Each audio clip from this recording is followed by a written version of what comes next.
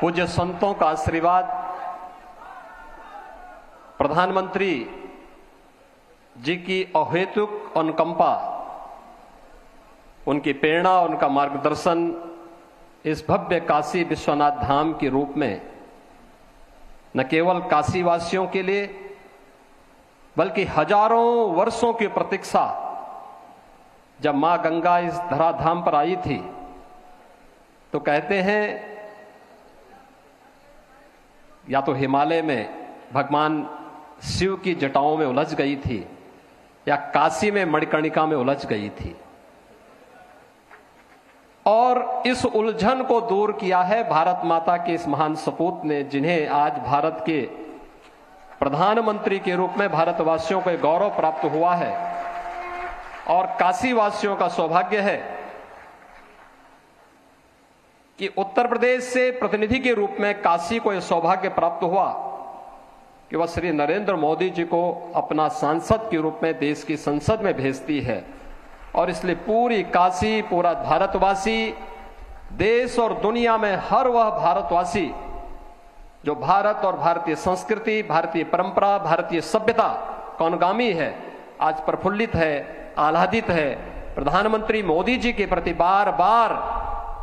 उनका स्वागत करने के लिए, उनका अभिनंदन करने के लिए पूज्य संत आह्लादित हैं, उन्हें अपना आशीर्वाद देने के लिए, क्योंकि हजारों वर्षों की तपस्या आज सार्थक होती हुई दिखाई दी। हम सब जानते हैं काशी बाबा विश्वनाथ का पावन धाम है, लेकिन 1000 वर्षों से जिन विपरीत परिस्थितियों का सामना काशी ने किया, उन विपरीत परिस्थितियों का साक्षी न केवल काशीवासी बल्कि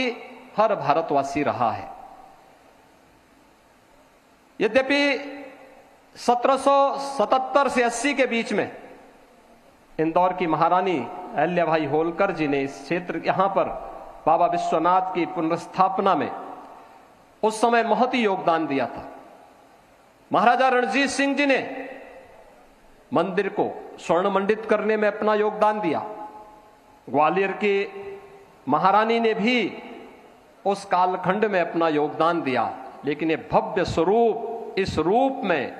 परिकल्पित होगा या साकार होता हुआ दिखाई देगा। आज पूज्य संत जन अपनी आंखों से इन सब चीजों को देख रहे हैं, साक्षात अनुभूति कर रहे हैं। पूरा काशीवासी, देश का विद्वत समाज इन सब बातों को अनुभूति कर रहा है। और सचमुच इसके लिए हम सब सौभाग्यशाली हैं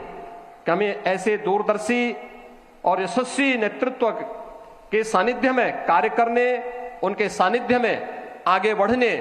और भारतीय संस्कृति और भारतीय परंपरा को आगे बढ़ने का एक सौभाग्य प्राप्त हो रहा है। आप अनुमान कर सकते हैं, काशी में बाबा विश्वनाथ का धाम,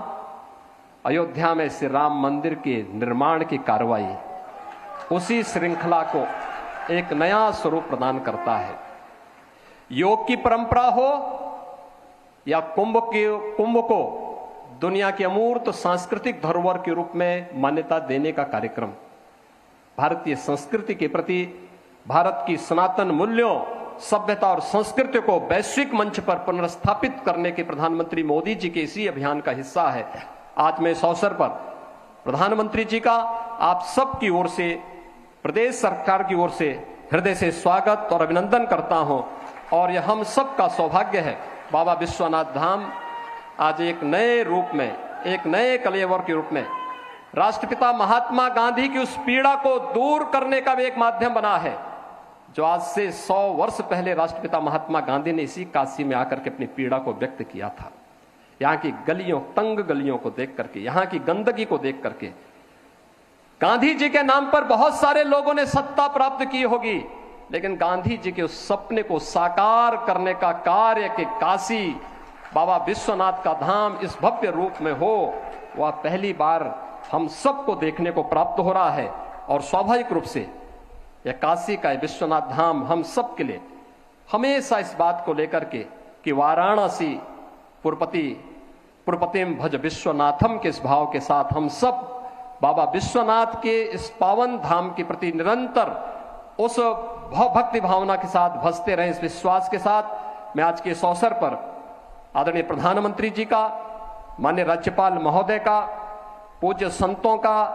राष्ट्रीय अध्यक्ष जी का, सभी यहां पर समागत अतिथियों का हृदय से स्वागत और अभिनंदन करता हूं। हर हर